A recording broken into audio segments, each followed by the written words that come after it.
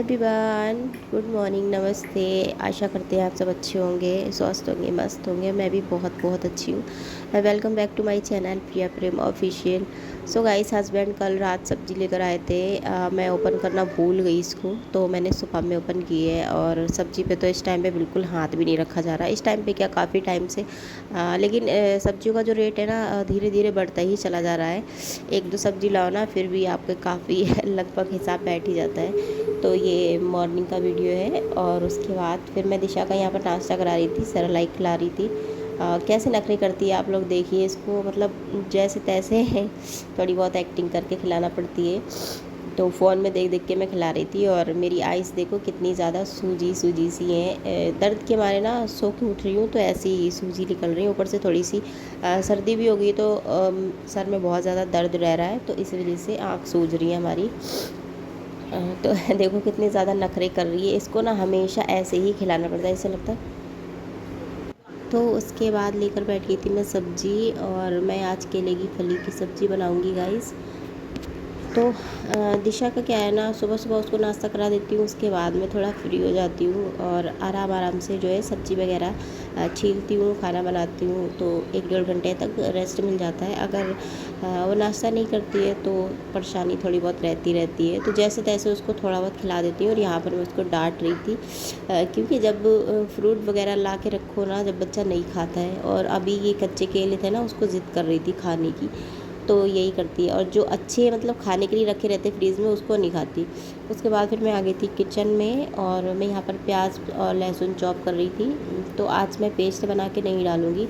केले की फली में जो है मैं चॉप करके ही डालती हूँ लहसुन प्याज। और वो मैं यहाँ काट रही थी प्याज, 2 मीडियम साइज़ की मैंने प्याज ले लिए थे, और 4-5 लहसुन की कली ले ली थी।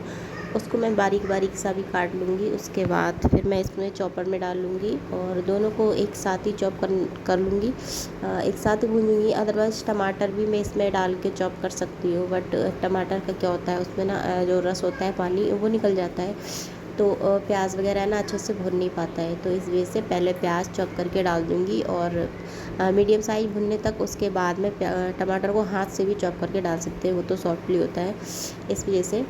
तो यहाँ पर प्याज मेरा लगभग चॉप हो चुका था। इसमें बस 2-4 बारी घुमाना पड़ता है, बहुत इजी है इसमें, और बहुत ज़्यादा आसान हो जाता है। अगर आप सुबह के टाइम तो वैसे ही भागदौड़ होती है, और बहुत ज़्यादा अगर आप लेट हो रहे हो, कुछ भी नहीं समझ में आ रहा आपको, तो बस फटाफट से प्याज इसमें चॉप किया। कुछ भी आलू पड़े आपके पास, नहीं पड़े तो बेसन की सब्ज़ी पड़ी है, कुछ भी, तो फटाफट से सब्ज़ी बन जाएगी इससे, इतना मुझे पता है। तो मैंने यहाँ पर ऑयल डाल दिया था, और एक डालूँगी मैं तेज़ पत्ता, 2 खड़ी मिर्च लाल।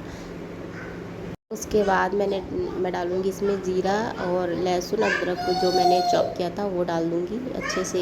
जीरा और मिर्च भुनने तक। उसके बाद मैं इसमें प्याज लहसुन दोनों एक साथ ही डाल दूँगी, अच्छे से भुन जाएंगे। तो मैंने अपनी सब्ज़ी के हिसाब से प्याज लिया था, 2 मीडियम साइज़ के लिए थे, और लहसुन की कलियाँ 4-5 ही ली थी, ज़्यादा नहीं ली थी। अदरवाइज़ लहसुन मुझे वैसे भी ज़्यादा नहीं पसंद है। अगर मुँह में वगैरह कहीं भी आ जाता है तो थोड़ी सी चिड़चिड़ी हो जाती हूँ मैं, तो इस वजह से मैं कम ही डालती हूँ। उसके बाद मैं अपने एक एक करके सारे मसाले डाल दूँगी इसमें, और टमाटर लगभग फॉर्म पे भुन चुके थे। हाँ, इतनी देर में मैंने टमाटर डाले ना, मैं कुछ काम करने चली गई थी, इसलिए मैंने शूट नहीं किया था। तो टमाटर प्याज अच्छे से भुन गए थे। उसके बाद मैंने मसाले डाल दिए। अब हल्का सा पानी डाल के इसमें मैं थोड़ी देर के लिए छोड़ दूँगी मसाला भुनने के लिए। और ये फिर जब तक अपना ऑयल नहीं छोड़ देता, तब तक इसको भुनने दूँगी, जब तक मैं अपना थोड़ा और काम कर लेती हूँ, आटा वगैरह छानना जो है। उसके बाद मिलते। तो मसाला अच्छे से मेरा भून चुका था, और थोड़े बहुत टमाटर के पीसेस रह गए थे, क्योंकि मैंने उसको चॉपर में नहीं चॉप किया था, अपने हाथ से ही कटिंग की थी टमाटर की। तो मैंने यहाँ पर मैशर से थोड़ा सा मैश कर दिया था। उसके बाद मैंने केले की फली डाल दी है, और केले की फली में जो है पानी बहुत कम ही लगता है, ज़्यादा नहीं लगता है। अदरवाइज़ पता नहीं आप लोग कैसे बनाते हैं, मैं तो ऐसे ही बनाती हूँ, तो बहुत ज़्यादा अच्छी बनती है। तो थोड़ा सा ही पानी लगाऊंगी, अच्छे से गल जाए और थोड़ा सा सॉफ्टली रहे। तो इसको मैंने अच्छे से कवर कर दिया है, और उसके बाद फिर मैं चली गई थी आटा वगैरह लगाया। आटा मैंने पहले लगा के रख दिया था, और फिर मैं आ गई थी रोटी बनाने के लिए। तो इस टाइम पे ना बस मौसम चेंज हो रहा है, तो घर में ना तो सारे लोग जो है ना, मतलब बीमार पड़ रहे हैं मौसम की वजह से। और हमारे घर में देवर जी भी बीमार हो गए हैं, और मैं भी। तो मेरा सारा काम वगैरह हो गया था, और फिर मैं आ गई थी किचन क्लीन वगैरह करने, बर्तन भी धुल गए थे। और तो बहुत अच्छा लगता है जब सारा काम किचन का काम हो जाता है ना, किचन क्लीन हो जाता है ना, उसके बाद ही लगता है कि कोई काम ही नहीं है। फिर उसके बाद मैं नहा के आ गई थी और कपड़े उतारने के लिए।